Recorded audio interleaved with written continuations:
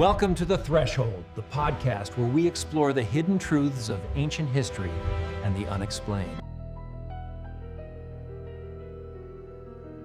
This past March, the U.S. government released approximately 80,000 pages of classified files related to the assassination of John F. Kennedy. 80,000. It's a staggering number. More than 60 years after the fact, and the flood of information, or perhaps disinformation, just continues. It makes you wonder what could possibly be left to hide. Exactly, and that's what we're digging into today. We'll unpack what's in these new JFK files, explore a compelling counter-narrative from an unlikely source, author Stephen King, and look at how the literary world is still grappling with that day in Dallas. To set the stage, the public's fascination with the John F. Kennedy assassination has really never waned. It's the ultimate modern mystery. The President John F. Kennedy Assassination Records Collection Act of 1992 was supposed to bring transparency, mandating that all related documents be released. Supposed to. Yet here we are in late 2025, decades past the original deadlines, and files are still trickling out, or in this case, flooding out. It feeds the exact skepticism it was meant to quell.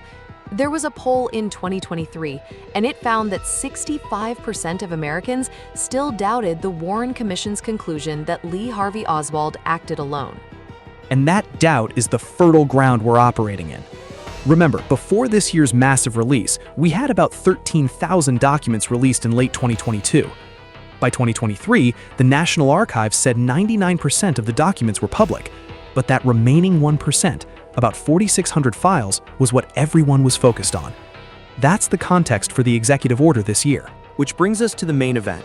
On January 23, 2025, President Trump issued Executive Order 14176, directing the full and complete release of all remaining JFK assassination records. That order set the stage for the massive data dump in March. And it was a chaotic release. The National Archives dropped tens of thousands of pages over just a few days.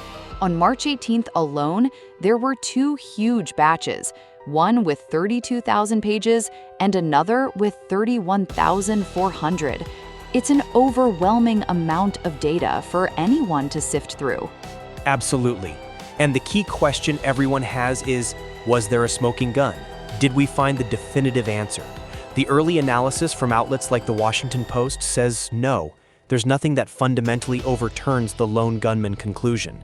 But what we did get is a massive amount of context, primarily by removing the black bars, the redactions, from documents we've already seen. So what did those black bars hide? What's the new texture here? A lot of it reinforces the very things conspiracy researchers have been pointing to for years. The files confirm in greater detail CIA and Mafia collaborations on plots to assassinate Fidel Castro under operations like Operation Mongoose. While not directly linked to the John F. Kennedy assassination, it officially documents the capability and willingness of these groups to conduct covert assassinations. It strengthens the circumstantial case. It proves motive and means existed in the shadows. Precisely. We also got more on the surveillance of Lee Harvey Oswald himself, especially during his trip to Mexico City weeks before the assassination. There are more details on his contacts with the Soviet embassy there. And perhaps most tantalizingly, one CIA memo reported that Oswald and Jack Ruby, the man who would later kill him, were seen together in a nightclub weeks before the event. Okay, that's significant. That directly contradicts the idea of them being two random, disconnected figures in this tragedy. What about from inside the government? Any signs of doubt at the time? Yes, and that's another key takeaway. The files confirm internal doubts about the lone gunman theory within the government itself in 1963 and 64. We have memos from FBI Director J. Edgar Hoover, where he expressed major concerns about the Dallas Police Department's failure to protect Oswald, noting that law enforcement knew his life was in danger. It validates the idea that the official, unified front presented by the Warren Commission wasn't the full story, even internally. The reaction from the research community has been electric, but cautious. As CBS News reported, analysts are saying the files are incredibly dense and won't lead to any immediate paradigm shifts. It's going to take years to properly analyze everything. And for every researcher who sees this as a step toward truth, there are others pointing out that it's just more noise. The Washington Post's analysis made it clear: no smoking gun. So while these details about Oswald's surveillance or CIA-Mafia plots are fascinating, they don't change the core conclusion offered by the government. True, but for longtime researchers like Jefferson Morley, simply removing redactions is a victory. It allows for a reinterpretation of events and confirms suspicions about intelligence agency involvement that were previously just theories. It adds official weight. But this release wasn't without serious problems. You're talking about the data breach. That seems almost symbolic of the whole affair. In a rush to release secrets about a potential government conspiracy, the government carelessly exposed the private data of its citizens. It's incredible. The Washington Post reported that in the unredacted files, the social security numbers of over 400 living individuals were exposed. These were people connected to various congressional investigations. The National Archives and the Social Security Administration had to scramble to mitigate the damage. It's a messy footnote to an already messy process. Now, while all these documents seem to add layers of complexity and conspiracy, there's a powerful voice arguing for the exact opposite: simplicity. I'm talking about Stephen King. The master of horror and suspense and the author of 11/22/63, a novel about a time traveler trying to stop the John F. Kennedy assassination. It's a fascinating perspective because to write that book, he had to do a massive amount of historical research. He had to pick a version of the truth to tell. And he's been very clear about the conclusion he reached. In a public appearance in Dallas, Stephen King said he does not subscribe to the conspiracy theories. His direct words were that he, and I quote, followed the gun. He believes the chain of evidence linking the rifle to Lee Harvey Oswald is too strong to ignore. So he landed firmly on the side of the Warren Commission. That's surprising for a man whose career is built on imagining intricate, dark possibilities. He has a theory on why the conspiracies took hold. King stated that they gained traction primarily because, in his words, Jack Ruby shut Oswald's mouth. The silencing of the assassin left a vacuum that was filled with speculation. He also acknowledged the psychological difficulty of the official story, saying people are uncomfortable accepting that, quote, one lone wingnut with a gun could so drastically alter the course of history. And his belief wasn't just a casual opinion. The research for 11/22/63 was extensive. According to a Medium article, he and his researcher conducted on-site investigations in Dallas, walking Oswald's routes, visiting his apartment, and spending time in the 6th floor museum. He studied everything from bus schedules to Zapruder film timing to Oswald's USMC marksmanship records. Right.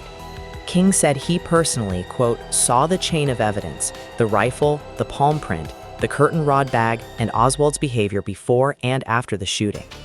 He concluded Oswald was competent enough to pull it off.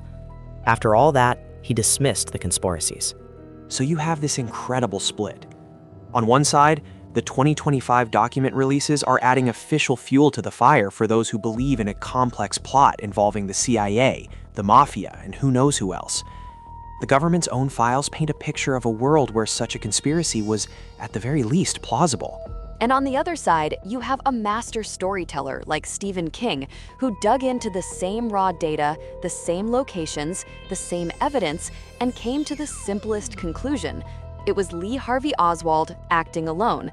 It highlights the fundamental divide in how we interpret history. Is it driven by grand, hidden forces or by the chaotic actions of individuals? It's a tension that never gets resolved, which is why the John F. Kennedy assassination remains such a source of fascination, and it's why we continue to see new work grappling with it. For instance, just this past January, best-selling author Brad Meltzer released The JFK Conspiracy, another sign that the public appetite for this story is insatiable. The pattern seems to be that every new piece of information doesn't bring us closer to a conclusion. It just opens up new avenues for interpretation. These 80,000 pages didn't provide an answer. They provided 80,000 more questions and validated dozens of pre-existing beliefs on all sides. Which leads us to what we should be watching for next. Because if you think the March document dump was the end of the story for 2025, you'd be mistaken. There's another shoe waiting to drop. What's that?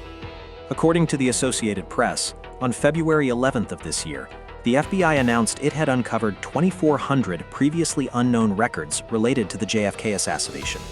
Wait, not unredacted files, but completely new records they didn't know they had after all this time? That's right. These files are being transferred to the National Archives for inclusion in the declassification process. So just as researchers are beginning the years-long task of analyzing the 80,000 pages we just got, a whole new, unexplored trove of documents is entering the pipeline. The search for answers about the assassination of John F. Kennedy is, it seems, never-ending.